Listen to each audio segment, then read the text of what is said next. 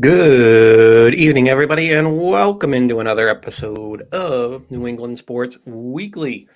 And as always, I am your host, Sean Metcalf, and I am glad that you are tuning in tonight. If you're watching a live stream or listening along on the podcast, wherever you may be, as it is going to be another great show here tonight. It might not be as wild and jam-packed as things might have slowed down just a tiny bit. Remember when, I don't know, it turned February after the Super Bowl, February into like March, and I was like, yeah, this is not going to be, this is like the quote-unquote dead zone of sports, and things just went from 0 to 100 really fast with all the NFL trades. MLB finally come out of a lockout. They had their free agency period. Like I said, all these trades, and of course, everything going on in the NHL trade deadline. The Celtics and Bruins playing really well. It was just all jam packed in there. Of course, they got the NCAA March Madness tournament going on right now as well. So that's always something to look forward to. And of course, a lot of the all the trade deadlines in the active sports, except for baseball because that's spring training. But all those trade deadlines are gone. Free agency is into their second period or third period of the NFL, if you want to say that. Most of those high price free agents are gone. Now, some names are still out there, of course. Bobby Wagner is probably the best one that's still left. Now, he's over 30, but still, I think he's got enough left in the tank. And you got Julio Jones, so you still got those names out there. But the point being here is that it's busy and it's still continuing to be, but things are kind of getting back to what we normally see this time of year when it's the NHL and the NBA gearing up for their stretch runs as we head towards the playoffs. But it's like I said, it's still going to be a jam-packed show here because there's been a lot of things that have happened between now and last week. Is the New England Patriots, not the organization itself per se, made any splashy headlines, I should say.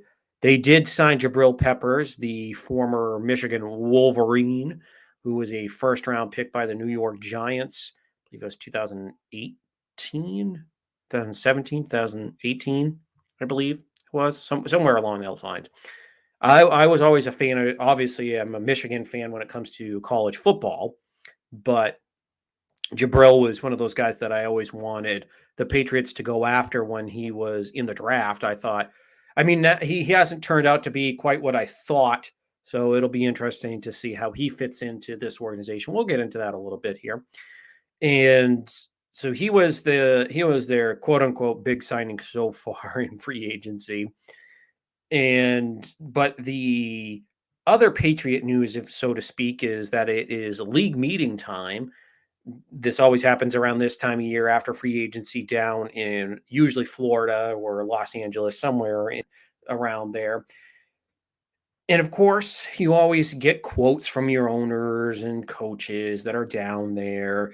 Some years it's just boring, but of course, there are always years like after Deflategate, after the Brady suspension. There's always, of course, like probably the last 5, 6 years, 7 years where the Patriots hasn't been dull at those meetings, but the Patriots ownership group, well, the Patriots owner in Robert Kraft and Bill Belichick did make statements at the meetings. And Belichick basically, quote unquote, breaking news, if you want to say that, with saying that there's really going to be no titles for former New York Giants coach and special teamer for the Patriots. Why is his name escaping me here? We all know Joe Judge. thank you, brain, for finally catching up with my mouth here.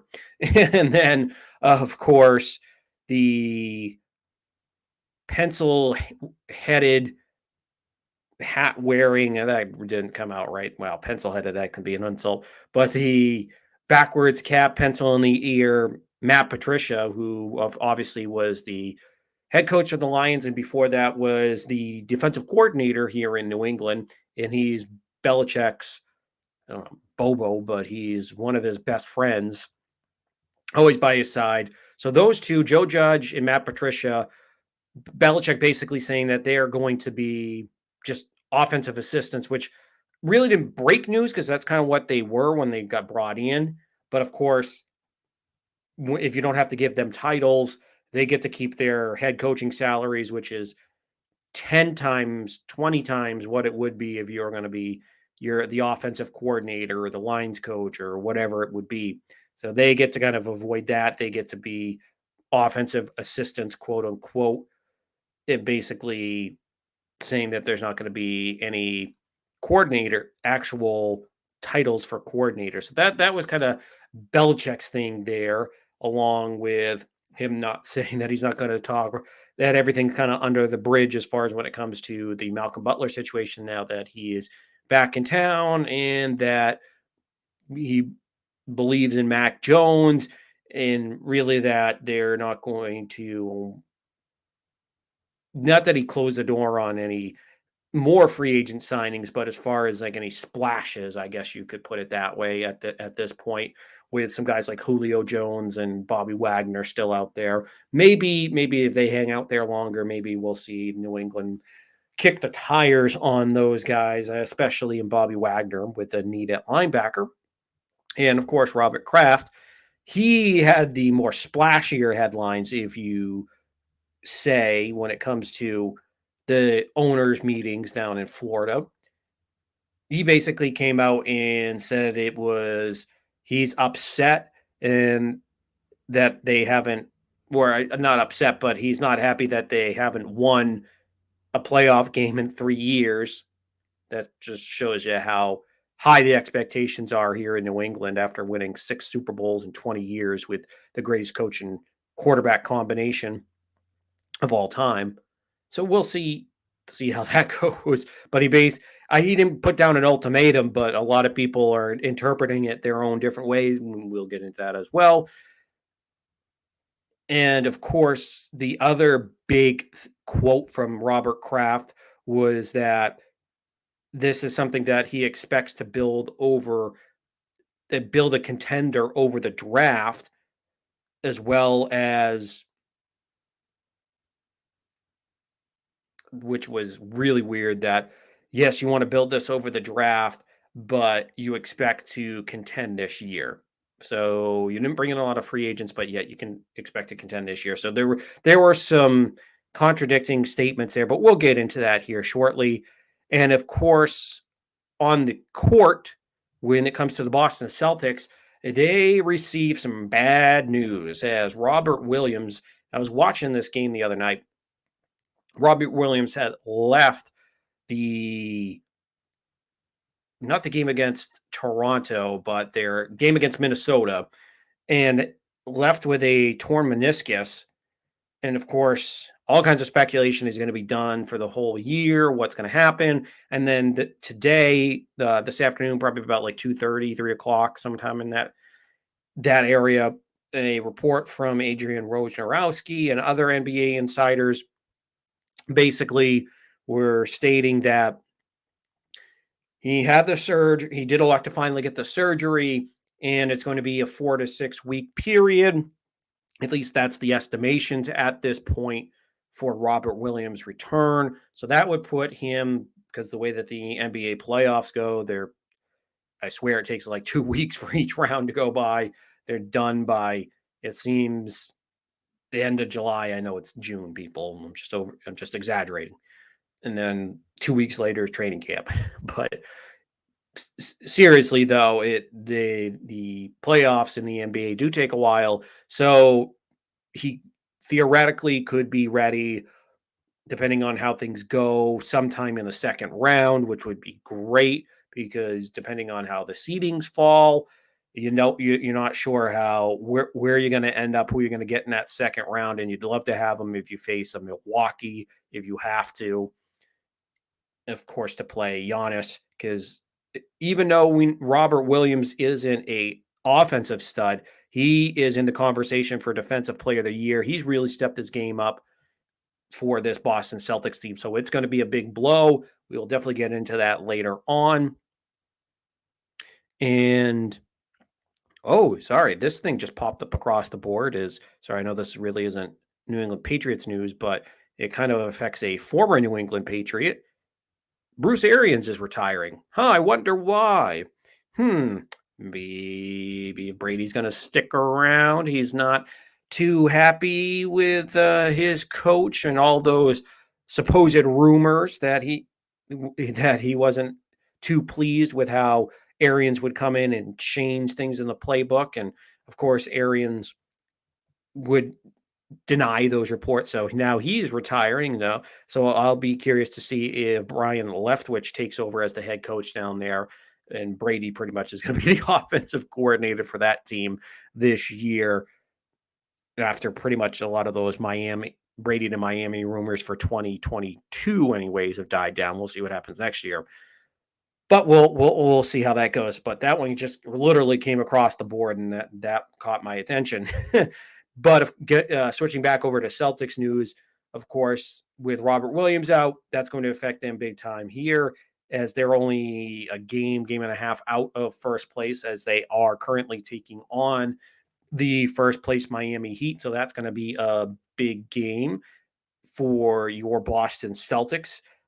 And depending on where you lie on the standings, this could be either a big game if you want to jump into first, or if you still want to stick around that third or fourth seed, depending on how things go for you.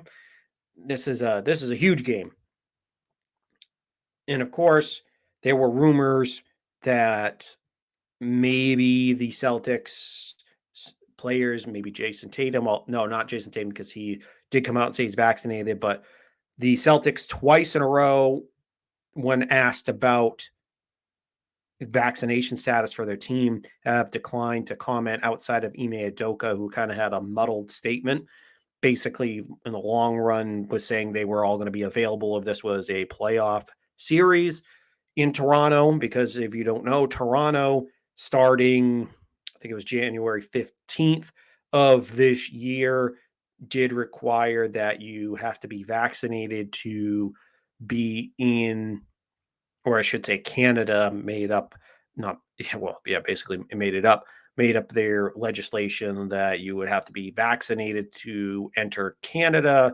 And of course, in Toronto, I think it's Toronto, my apologies, folks, but in Toronto, that you would have to be vaccinated. So, of course, if you're not just the NBA with the Celtics, because obviously that's the most pertinent one, but the NHL as well, because the playoffs are coming up, and if you're the Bruins and you end up playing the Maple Leafs, but I believe there's only one entire NHL player that's not vaccinated and does not play for the Bruins.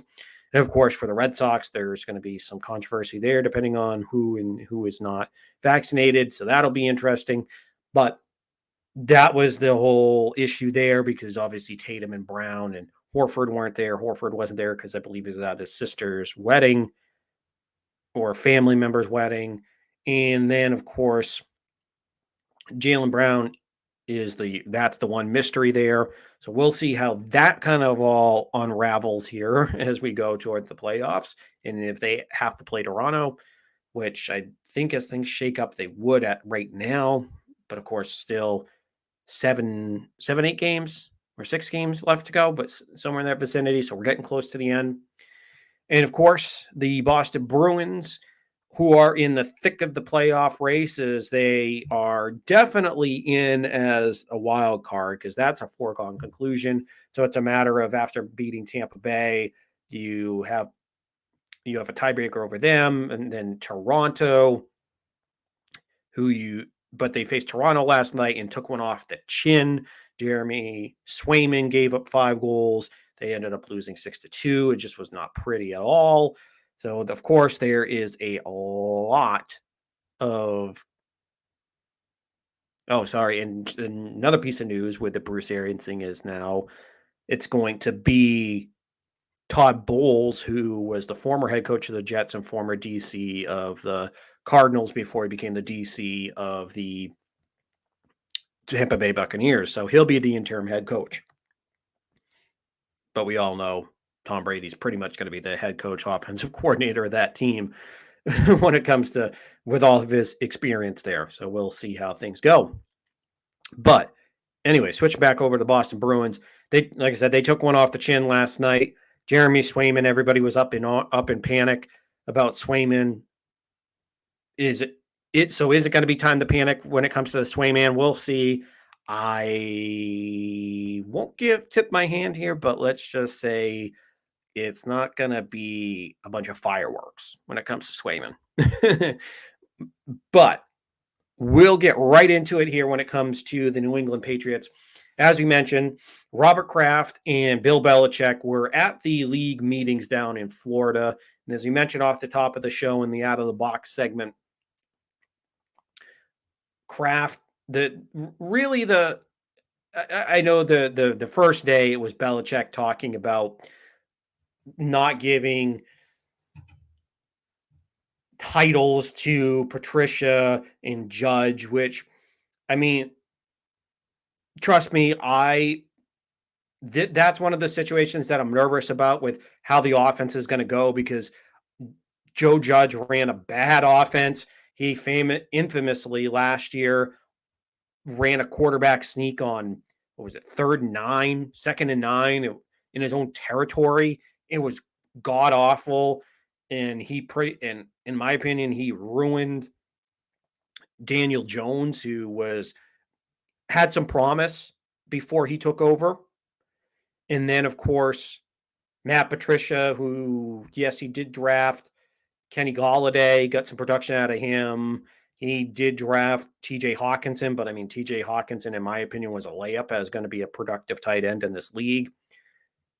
But neither one of those guys screams, oh, yeah, I'm going to come in and I'm going to be the next Josh McDaniels, going to be the next, not Mike Shanahan, but Kyle Shanahan out in San Francisco. You name it, the LaFleur family, any of these, the Sean McVays, is he going to be one of those type of studs?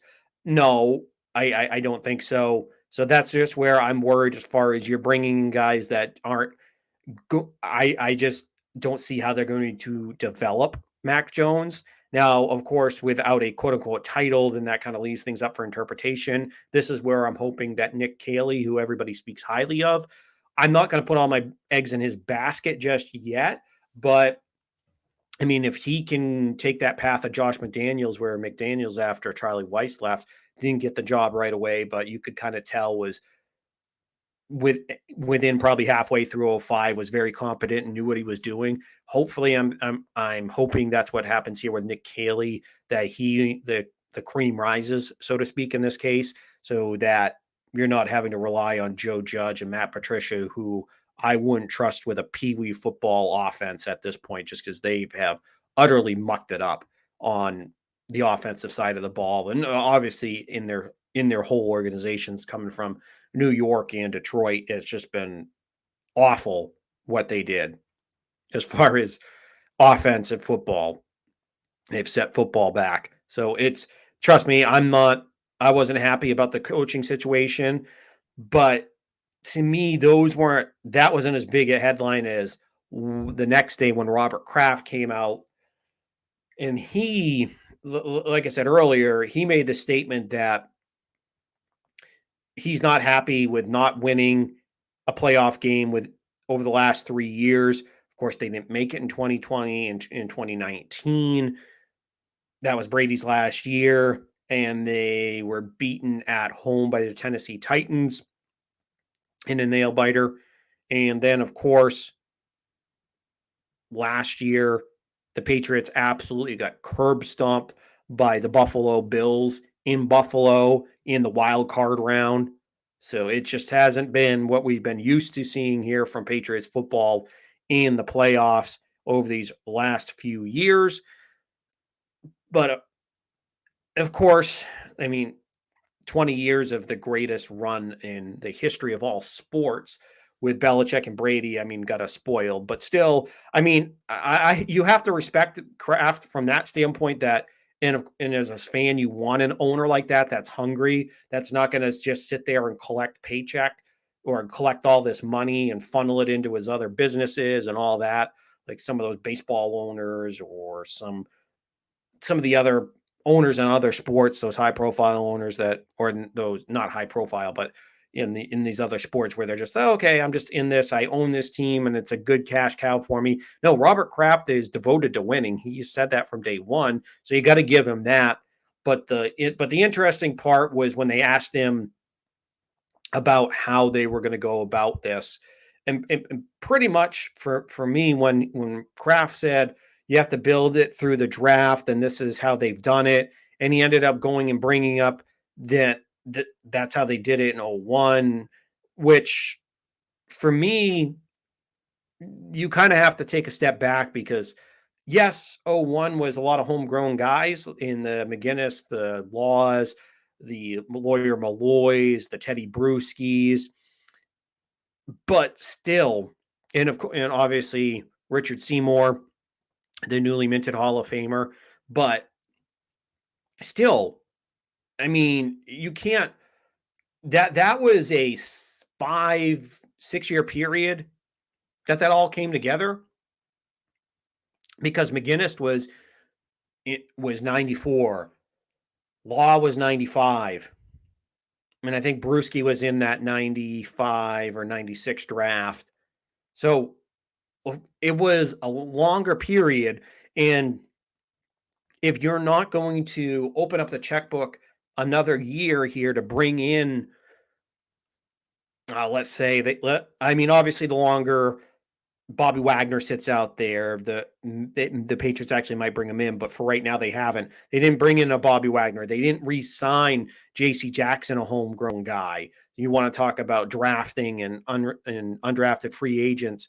They didn't go and bring in one of their guys that bring him back.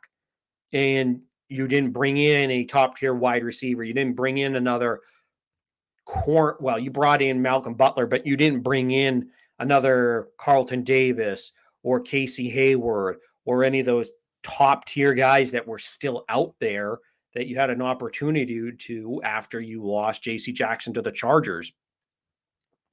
And then you went and traded arguably your best offensive lineman down to Tampa Bay.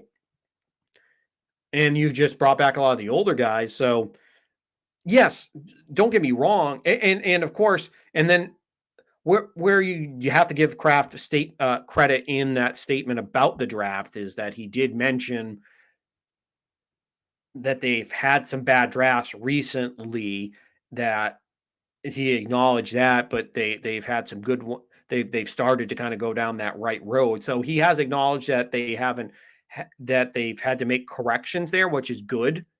And of course he understands that they did have this good draft here recently, but to expect to, and then of course after he explains that they try to have to rebuild this through the draft, this is how you do this long term, they have to kind of get back on track. Then of course when he was asked by, I believe it was Phil Perry of NBC Sports Boston, that if he expects to win, if they expect to contend this year or maybe within the next 2-3 years, Kraft basically put the money on the table there and said this year. So it's kind of a weird not ultimatum, but a weird kind of weird flex ultimatum, whatever you want to call it, that he kind of gave to Bill, I guess, in that way, where it's like, all right, I'm unhappy with how things have gone. I want to get back to winning. But then, of course, on the other side of your mouth, you say that you want to win. And I know that he said he was a Patriots fan and obviously he owns the team, blah, blah, blah. But still, it's kind of like, all right, so you want to build for the long term, but you want to contend now as well, which you could have done if you had opened up your pocketbook probably even more, because there were some pretty good wide receivers that were out on the market. And if you brought back JC Jackson, to me, if you brought back JC Jackson, maybe you go out there and you maybe you go to Seattle after they traded away Russell Wilson and you go, all right, what's the availability of Tyler Lockett or DK Metcalf? Or after Dallas cut Amari Cooper, you go and you pick up Amari Cooper, or you sign Jarvis Landry, or you go out and you sign I was a proponent of them bringing in a DJ Chark. Of course, all of those options except for Jarvis Landry are off the table now. Jarvis Landry's still out there, and I would still like to see him come here, but I think he's asking for too much. I thought I saw a report somewhere that he's looking for 20 million a year, which you're getting close to 30 or 29, and NFL teams once you kind of get towards 30, unless your name is Tom Brady or recently if you're Von Miller, you're not going to get paid that, or you're a quarterback. And once you get past 30, usually your salary starts to decline a little bit here. But my point being here is that yes, I've been a proponent of obviously building through the draft, and I know a lot of people lately here want to just throw all this money at free agents, bring them in, and they've seen how the Los Angeles Rams have done it now that they won a Super Bowl, and it brought them to another one a couple of years ago when the Patriots beat them in Super Bowl 53. But now that all this is happening with the Rams and other teams, like the Cardinals have had some mild success with it, and you name it, the Tampa Bay Buccaneers. But of course, the free agency there was you brought in the greatest quarterback of all time, who still had plenty left in the tank there. And of course, he when Brady goes, you bring in all the other free agents that Brady wants. But the point being is that yes, you can build if you have a core that you've drafted from, you can. And if you're going to send away your first and second round picks, you better be getting studs back. And that's the thing that the Rams did. They ended up getting studs, but you had to pay a high price. You got Jalen Ramsey. You ended up getting number one targets. You got a stud corner. You got and of course, you traded away first round picks so that you could get Matthew Stafford. So between Matthew Stafford and Jalen Ramsey, those were the big ones that you ended up getting. And of course, they've gotten other things. And then they've this offseason they brought in Allen Robinson, who I wanted the Patriots to go after. So yes, but it has to be a combination. That's my point here is that I am a proponent of having a nice balance because I think people get too carried away with, all right, just trade everything, just trade away all your assets, throw all the money out there. But this is where I think what people forget is the Rams did have to draft well. Aaron Donald was, I believe, a first round pick. Then you Cooper Kupp was a third or a fourth. So you have to hit on these picks. And you have to have a core of hitting on your draft picks and also spending to fill those holes that you're missing. And then once you get to that point where, okay, you've drafted well, you've developed well, and then you've brought in free agents. And if then to me, if that's where, okay, if you're in the Rams situation or you're in Cleveland situation where you needed a quarterback, although that's kind of a dicey situation now that you brought in Deshaun Watson, or let's just say San Francisco, if you're looking for a quarterback, or if you're any of these teams where it's like, okay, you have all these pieces in place, you need that quarterback, or you need that big time defensive lineman or wide receiver to really stretch the field. If that's that one piece that you failed to draft and develop or hasn't popped open in free agency, yeah, then that's where I'm like, all right, I'll take my trade capital and get that. Of course, they're like I said, the Rams are the exception to the rule there. I think you have to realize that certain franchises just are the exception to the rule, and for me, the Rams are that exception because their front office is for the last 5 years, I would say, have gone into win now mode from since Sean McVay showed up. It was pretty much, all right, I want these players. Stan Kroenke was out there and like, all right, I'll open the pocketbook up to you, but this is where for me, for the Patriots, this is where I'm probably, I 60% agree with Robert Kraft that you do have, for the long-term future of this franchise, you have to draft and develop. But this is where it also comes to the point that I don't think just 1 to 1.5 or two good drafts, because 2020 draft actually wasn't too bad. You got Kyle Duggar and you got Michael Onwenu, but the rest of it's been eh. So Kyle Duggar is a promising young safety. Onwenu, his first year was a major surprise.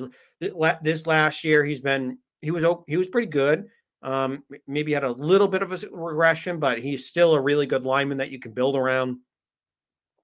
And then, of course, this year you did bring in Mac Jones, brought in Ramondre Stevens, and then you brought in Christian Barmore. So Mac Jones and Barmore are two studs. One's going to anchor your defensive line. The other is going to be your signal caller, for probably about 10 years, minimum 10 years.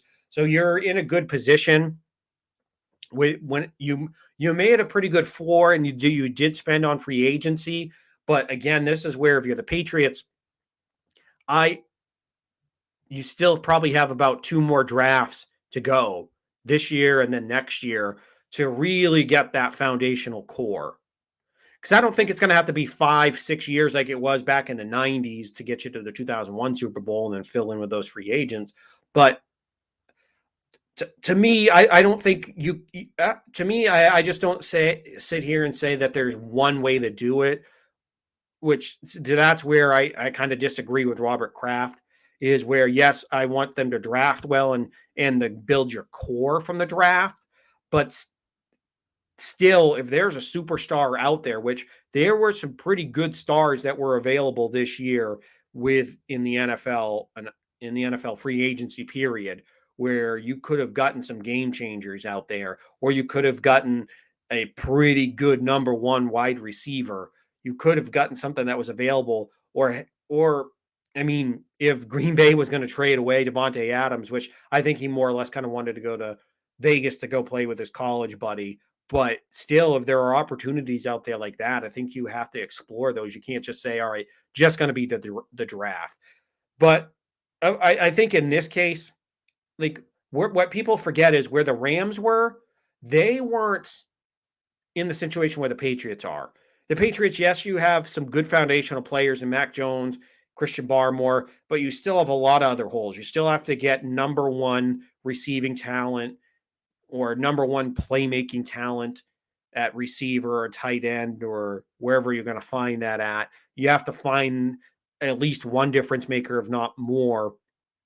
And then, of course, on the defensive side of the ball, you have to get corner. You have to revamp your corners. You have to go in and you have to revamp that linebacking situation.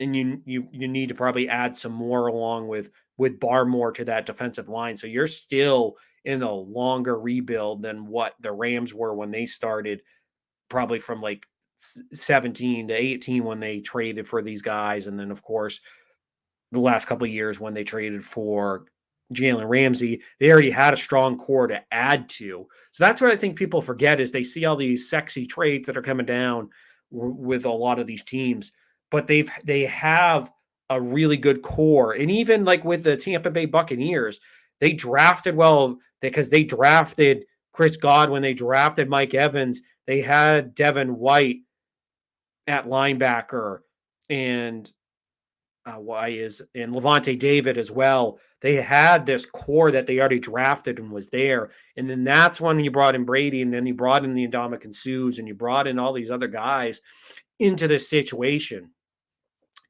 So for me, this is where people kind of forget that you still have to build this core of the team, and then you can go out and make those big trades. And I mean, the free agency is the one that I think you can afford to kind of bring in. And because I think if you brought in like a receiver here to pair along with Mac, and then because if you use your trade capital, unless you're getting a Randy Moss, or if you're getting a Darrelle Revis in his prime, then that's where I'll be like, okay, yeah, you don't have to go use your first round pick this year because you brought in a guy like that. But for me, unless those were available, which there were a few that were available on the trade, like I said, Devontae Adams and possibly Seattle's receivers might be, but just for me, the whole situation is just you're in a different boat than these teams that have already kind of built their platform out there. So when it comes down to this for the Patriots, with Robert Kraft's statement, I do think, like I said, I think he's partially correct where you do have to build from the draft, but at the same time, this is where if you want to compete this year, where you have a decent core in this situation, if you paid the money for JC Jackson and you brought in maybe a veteran linebacker and drafted one as well, and then you drafted a receiver, or if you spent money, if you brought in Amari Cooper and then spent a third or fourth round pick on a guy maybe like John Mechie, unless he goes in the second round. But you catch the drift here. It's like if you bring in if you retain your guys, spend the money on free agency, and you bring in other core guys, another corner, or if you brought in the linebacker and you bring in another defensive lineman or wide receivers, however you go, whichever way you want to mix and match with that, if you retain your guys and then bring in other free agents and draft well, then that's where you're going to be in that situation. But just to say that you're going to focus more on the draft, or at least make it sound that way, then that's where you're going to be in more of a rude awakening, which I think Patriots fans kind of have to kind of wake up for that anyways, because at this point in time, it's just you're further away than you have been in a while. Not that I don't think you came back to the playoffs this year. It's going to be a lot harder of a grind with all the moves that have been made in the AFC. But still, you have a quarterback, which is the most important thing. But there's still other parts of the house that are unfinished. This isn't like you have a finished house and now we're going to bring the nice big sparkly things in here at this point. So this is where you can go out and make those big trades at this standpoint, because you have to use your draft cap. For me, it's use your draft capital in the actual draft and bring in free agents, and then you can go out and make those big trades at this point. But to me, I mean, it was just kind of had you scratch your head, because it's like if you want to compete in 2020, then why didn't you spend more in free agency? Why didn't you go out on an Amari Cooper or a DJ Chark? Why didn't you go out and spend on a Lyle Collins if you traded away Shaq Mason? Why didn't you bring that guy in? Why didn't you bring back J.C. Jackson? Or why didn't you go out and get a Casey Hayward? Why didn't you go out and get these guys? Or why don't you go out now and get a Bobby Wagner and take a flyer on Julio Jones? Why don't you go try some of these things? But it's just, I don't know. It's just frustrating because you hear them talk about, oh, yeah, long term, build through the draft. And then, oh, okay. But also, we're going to compete. We think we're going to be true contenders this year, which don't get me wrong. I think guys like Mac Jones have the ability to step up as long as his coaching staff, as long as Joe Judge and Matt Patricia don't sabotage him from that standpoint. But where's his number one receiver? Yes, I do like Kendrick Bourne, but I think Bourne's more of a 2 or 3 wide receiver. I really like him, but you have to have that alpha receiver. And I do like Hunter Henry, but again,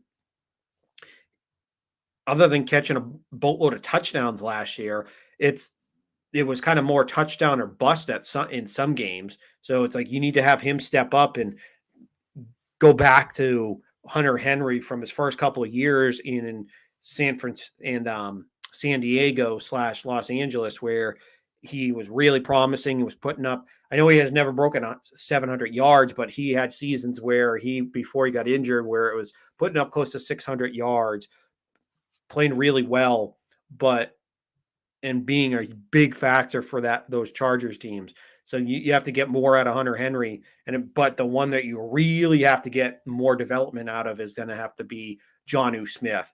So it's a whole soup of things that have to go right here for the Patriots and that they have to keep continuing to do. But I don't know. It was just frustrating for me just listening to Kraft and just what he was saying. And like, yes, there are parts of it that I agree with. Yes, as a Patriots fan myself, Robert, it's like, of course, I obviously I'm also a big proponent of the draft, but at the same time, you can't just sit here but you can't just say we're going to contend this year where you didn't open up the pocketbook and open up the wallet and write some checks or make a big trade for Devontae Adams or somebody like that and bring them into town.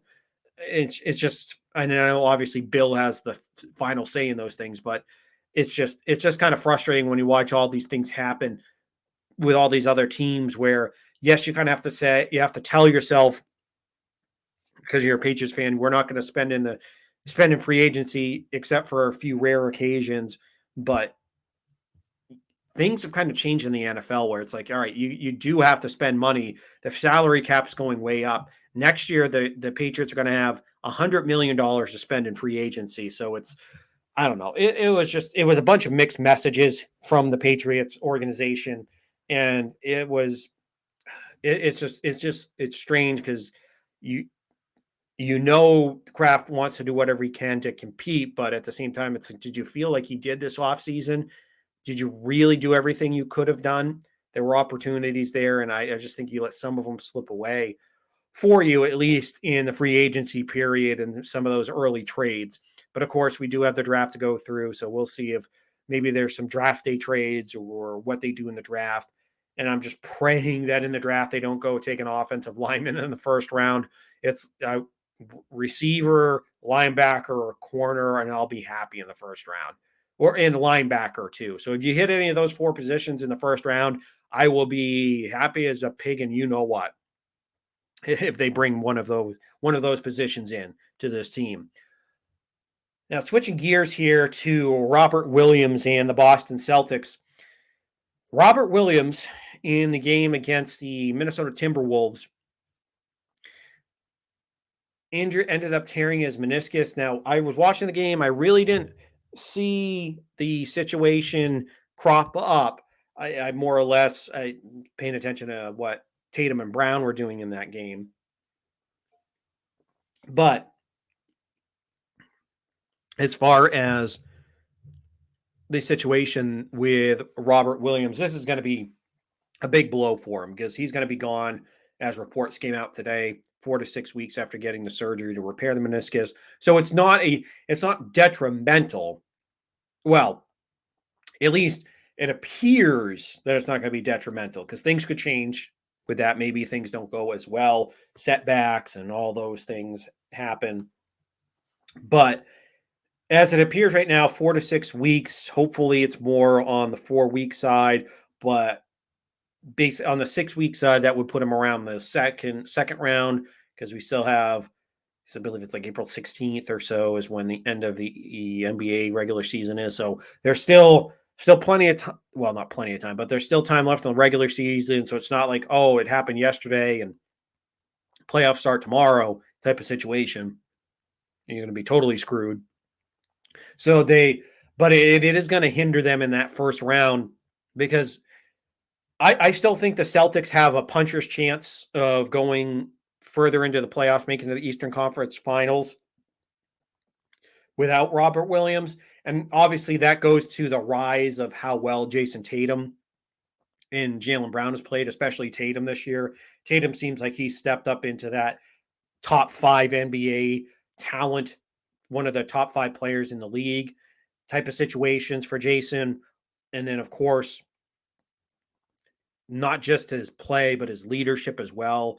And of course, he's still 23, 24 years old. So there are going to be moments where he still has like that 24-year-old. He'll say something that only a 24-year-old would say, or say, what was it the other day? Oh yeah, if I had played this way, like I'm playing now from the beginning of the season, I might be in the MVP race. So it's like, he still from time to time says some of those things where it's like, all right, a little bit of me this to him. But all right, it's an NBA player, so it comes with the territory.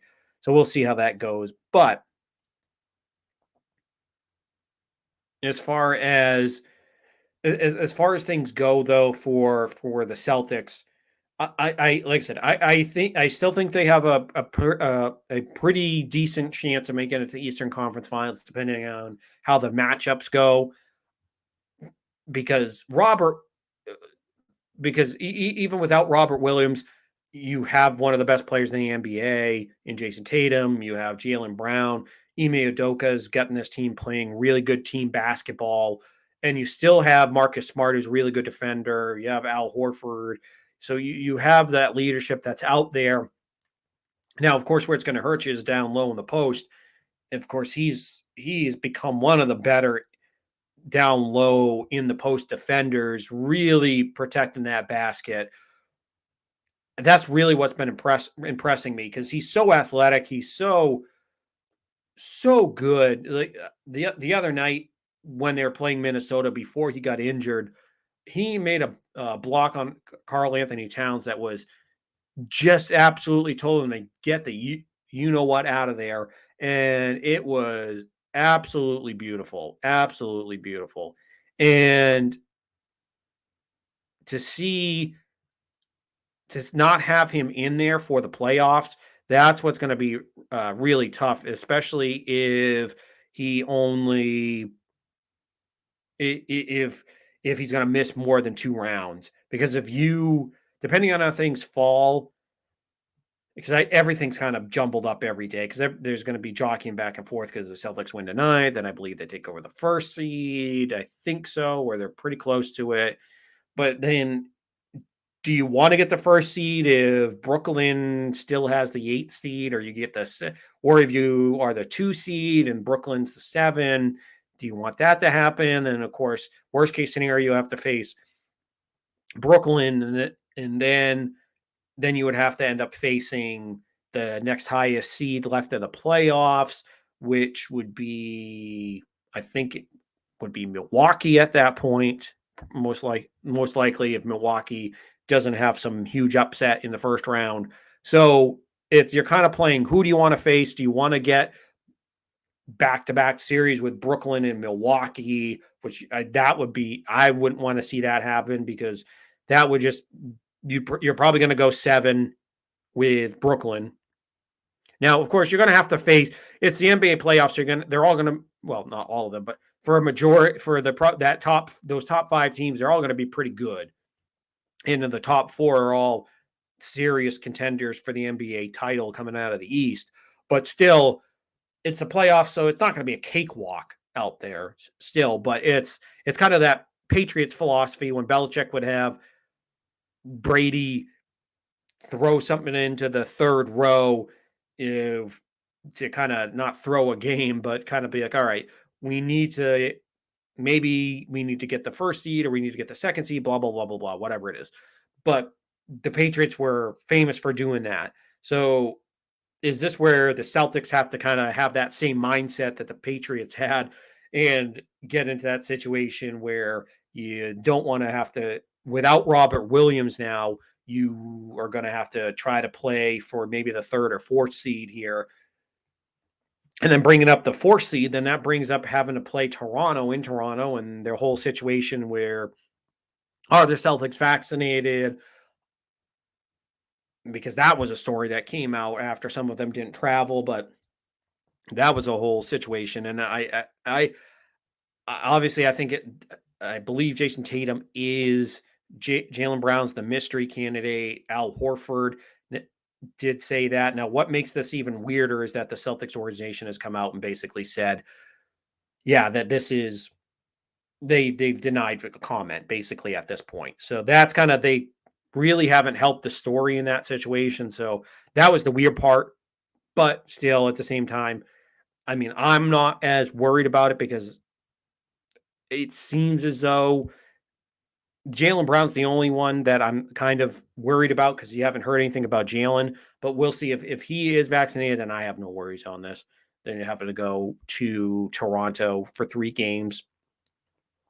But if If there is by chance that some of them aren't, then obviously that's where the red flags are gonna come up because of Toronto's rules, whether you agree with them or not, that you have to be vaccinated to play in that series, then it'll be interesting. But getting back to Robert Williams, just the way that he's developed into such a great defensive player and offensively he was playing pretty well in the post lately himself, getting cleaning things up on the inside, getting those offensive rebounds and putting it back home. I believe he's been averaging like about 11 points over this stretch. So he's been a pretty good all-around big man. He's like I said, you're not going to miss him offensively because you're going to technically get better on the offensive side of things because Grant Williams is going to be the one that goes in and takes his spot as he's going to be as obviously he's a 42% free throw shooter, 3-point shooter. English, Sean, English. But he's a 42, 43% 3-point shooter on the season. So he's your best 3-point shooter percentage wise. So offensively, you're going to get a little bit better on your starters. But of course, Grant Williams, depending on the matchup, he started a little bit here, but come off the bench. So he's going to be your guy that you're going to at least maybe you get better offensively, but then also that opens up if you were to if you were to play Milwaukee in the playoffs, or if you do move on and you have to face Milwaukee, that's going to be where it's going to come back to bite you because yeah, you could get by in a shootout here in the first round with a Chicago or Cleveland, wherever this ends up, but that's where it's going to be tough once you get deeper into the playoffs and you have to face teams like once you have to face Miami that have some pretty good bigs. You face Milwaukee that has Giannis and Brook Lopez once he's back and healthy. But still, like I said, I'm not completely sinking the ship on this one. I still think they have a pretty decent chance of getting to the Eastern Conference Finals and having a puncher's chance of winning the Eastern Conference if they don't have Robert Williams. If they have if Robert Williams does come back, and if it is 4 to 6 weeks and he's comes back sometime in the second round, and even if he's not fully 100%, but he's 80 to 90% of what he was before, as long as he brings it on the defensive side of the ball and is aggressive and athletic down on the boards and making those block shots. That's what I really want him in there for because he's really developed into a defensive stud. This is a guy that obviously had all the trouble with showing up on time, all the Time Lord jokes, and that's his nickname now. But then, of course, he's been such a good asset to this team on the defensive side of the ball for the Boston Celtics. So we'll continue to monitor that situation and see how things shake out here for the Boston Celtics and where they're going to end up falling in the thick of this playoff race. So we'll definitely keep an eye on that. And of course, their compadres in the Boston Garden, the Boston Bruins, they had a clunker last night as they dropped the game 6-2 to the Toronto Maple Leafs, who they are fighting for to move up and jump past them, get to I believe they're in the two or three seed in the division in the playoffs because I think at this point because you leapfrog past Tampa with the win, I believe. So I think if you had beaten them, then you would have jumped into second behind Florida, if I'm correct at that point. But nonetheless, so you had a big game against Toronto, who you've always over this stretch where both Toronto and Boston have been good. You've owned them since 2013. But last night it was just a bump in the road in my opinion. And of course, everybody got up in arms when Swayman let in 5 goals. He ended up getting pulled. But in my opinion, I mean, he's a young goaltender. He's always seems to be very confident, always says the right things. He's the future of your franchise at goal. I'm not going to sit here and slam on the panic button like some people were last night. You still have 16 games left in the NHL regular season, or 12 games, something like that.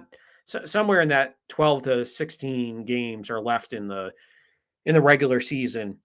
So if this was 2, 3 games to go in the season and you get blown out, I might be a little bit more concerned because you're getting closer to the playoffs and you had basically a rookie goaltender at this standpoint who you're relying on as your pretty much your number one.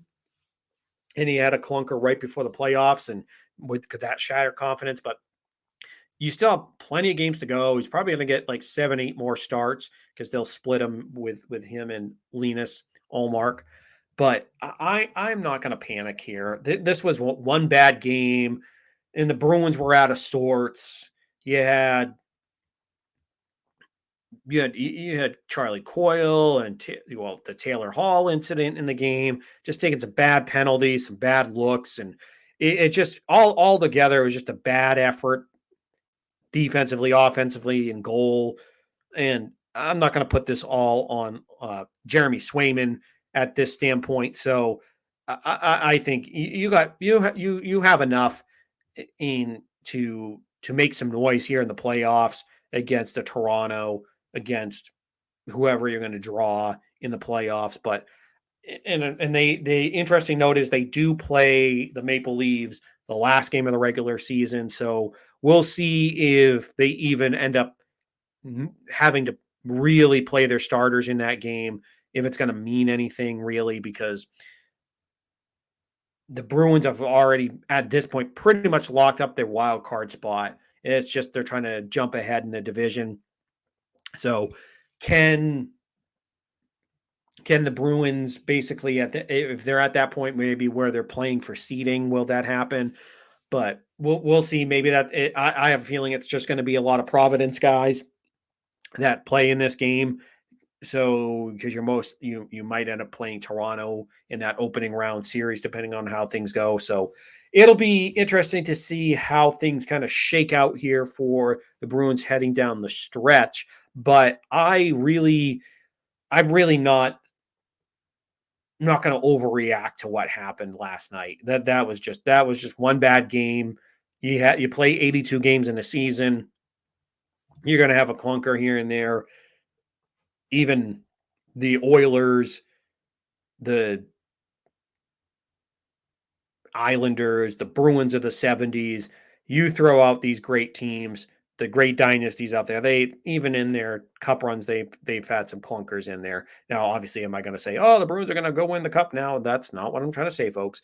But what my point in the matter is that you're you're not dead. You're not up Shit's Creek without a paddle.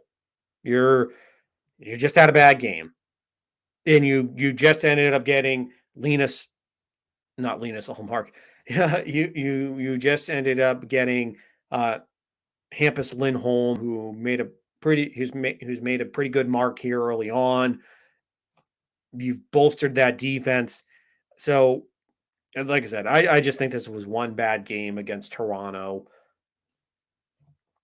You're gonna be fine, folks. You're gonna be fine. Don't worry about it.